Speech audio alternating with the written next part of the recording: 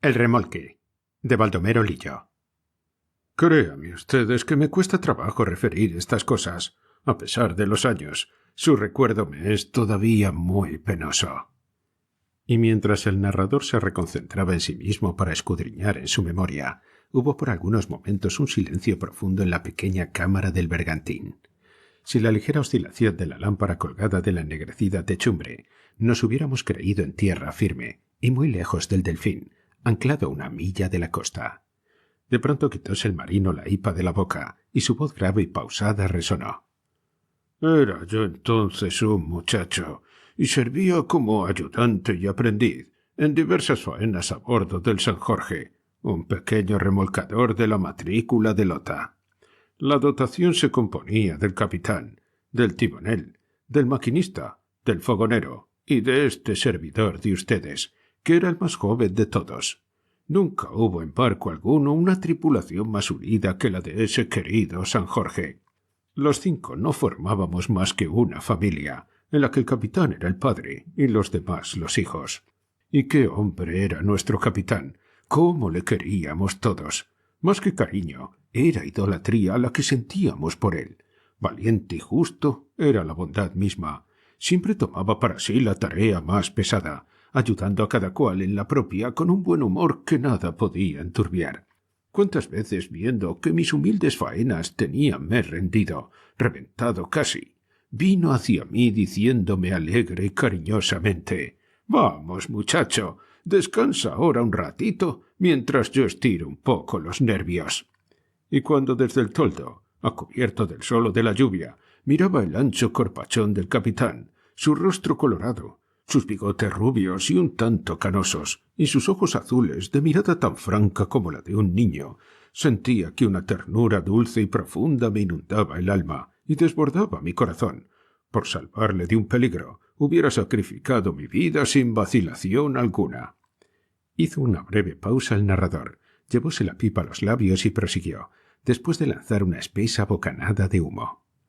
Un día llevamos ancla al amanecer y pusimos proa a Santa María. Remolcábamos una lancha con maderas, en la cual íbamos a traer, de regreso, un cargamento de pieles de lobo marino que debía embarcar, a la mañana siguiente, el transatlántico que pasaba con rumbo al estrecho. El mar estaba tranquilo como una balsa de aceite. El cielo era azul y la atmósfera tan transparente que podíamos percibir, sin perder un solo detalle, todo el contorno del Golfo de Arauco. Todos a bordo del San José estábamos alegres y el capitán más que ninguno, pues el patrón de la lancha que remolcábamos era nada menos que Marcos, su querido Marcos, que de pie en la popa, doblegando entre sus manos con un junco la larga bayona, obligaba a la pesada mole a seguir la estela que iba dejando las azules aguas la hélice del remolcador. Marcos, hijo único del capitán, era también un amigo nuestro, un alegre y simpático camarada. Nunca el proverbio de tal palo tal astilla había tenido en aquellos dos seres tan completa confirmación. Semejantes en lo físico y en lo moral, era aquel hijo el retrato de su padre, contando el mozo 2 años más que yo, que tenía en ese entonces 21 cumplidos. Deliciosa fue aquella travesía. Bordeábamos la isla por el lado sur, y a mediodía habíamos fondeado en la ensenada, término de nuestro viaje. Descargada la lancha, después de una faena pesada y laboriosa, esperamos el nuevo cargamento que, debido a no sé qué imprevista dificultad, no estaba aún listo para proceder a su embarque, cosa que puso de malísimo humor al capitán. A la verdad, sobrábale razón para disgustarse, pues el tiempo, tan hermoso por la mañana, cambió al caer la tarde súbitamente. Un nordeste que refrescaba por instantes picaba el mar azotándolo con violentísimas ráfagas, y fuera de la caleta arremolinábanse las olas en torbellinos espumosos. El cielo de un gris de pizarra, cubierto por nubes muy bajas que acortaban considerablemente el horizonte, tenía un aspecto amenazador. En breve la lluvia empezó a caer. Fuertes chaparrones nos obligaron a enfundarnos en nuestros impermeables, mientras comentábamos la intempestiva borrasca. Aunque la calma del océano y el enrarecimiento del aire nos hicieran aquella mañana presentir un cambio de tiempo, estábamos, sin embargo, muy lejos de esperar semejante mudanza. Si no fuese por el apremio del transatlántico y las perentorias órdenes recibidas, hubiéramos esperado, al abrigo de la caleta, que amainara la violencia del temporal. Llegó, por fin, el ansiado cargamento, y procedimos a embarcarlo a toda prisa. Mas, aun cuando todos trabajábamos con ahínco para apresurar la operación, ésta terminó al anochecer, en un crepúsculo muy corto. Inmediatamente dejamos el fondeadero con el remolque. La enorme y pesada lancha, en cuya popa y bancos distinguíamos las siluetas del patrón y de los 4 remeros, destacándose como masas borrosas a través de la lluvia y de los copos de espuma que arrebataba el viento huracanado de las crestas de las olas. Todo marchó bien al principio, mientras estuvimos al abrigo de los acantilados de la isla, pero cambió completamente en cuanto enfilamos el canal para internarnos en el golfo.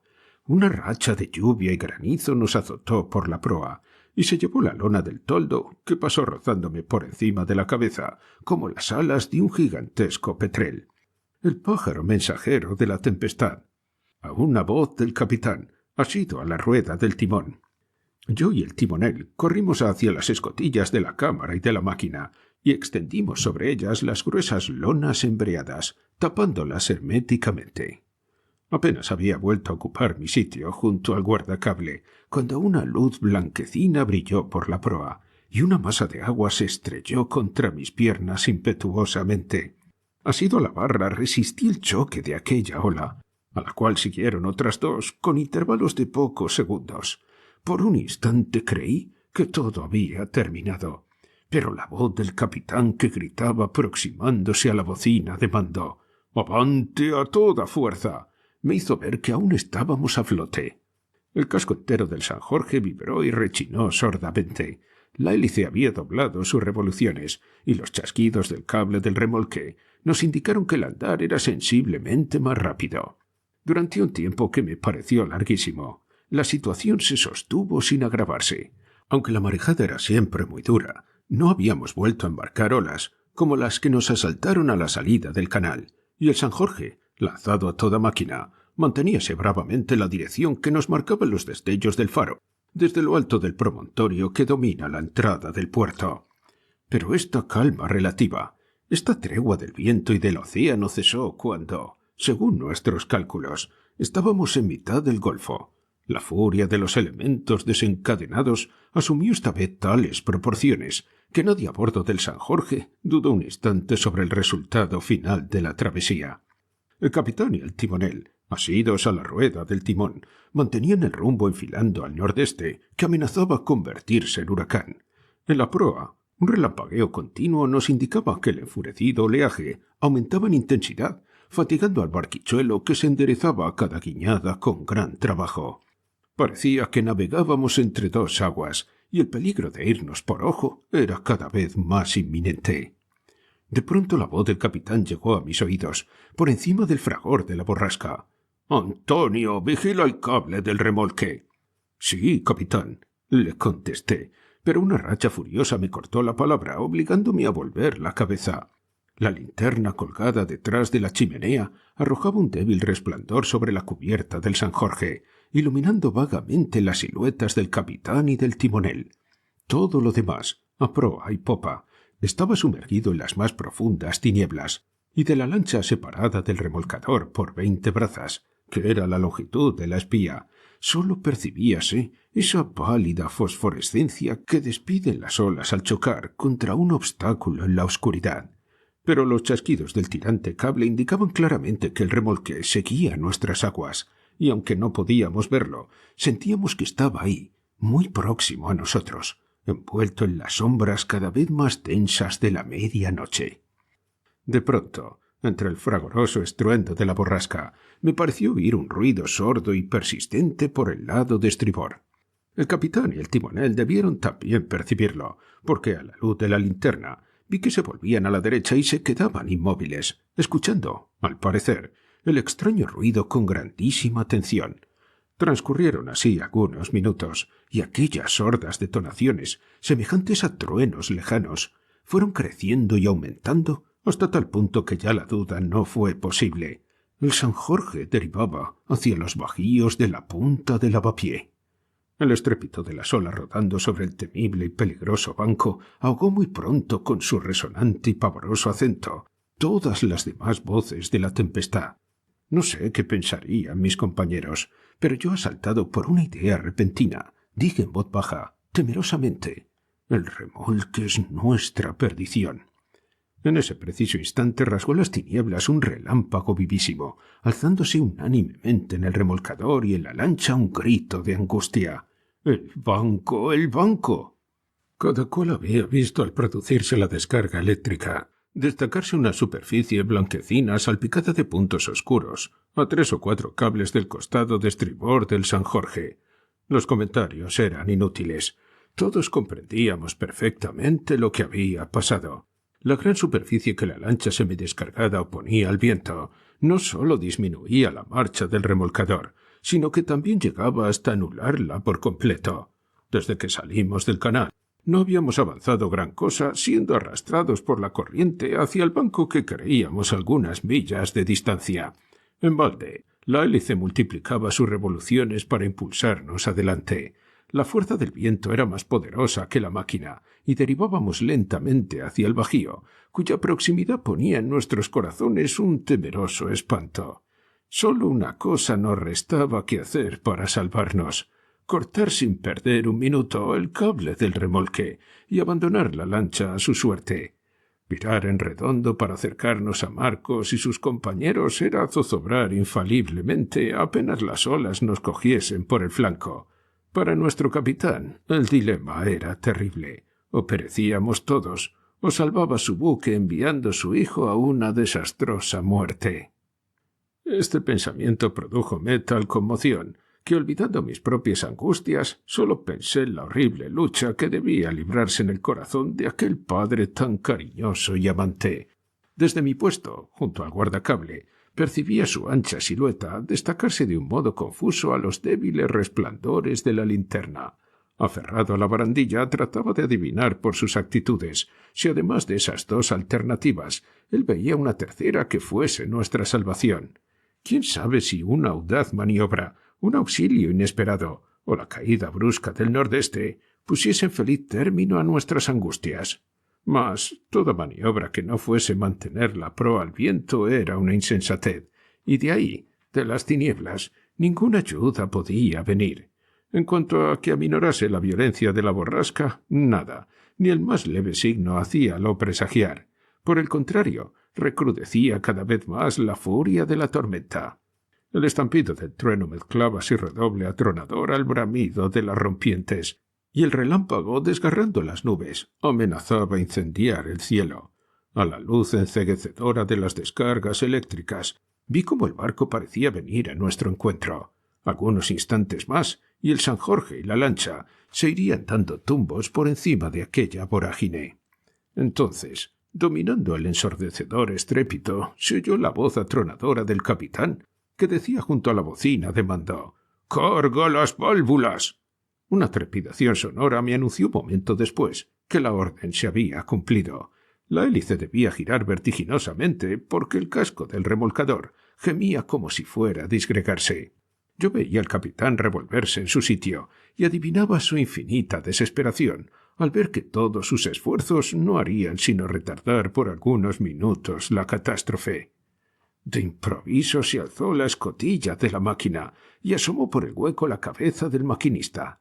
Una ráfaga le arrebató la gorra y arremolinó la nevada cabeza sobre su frente.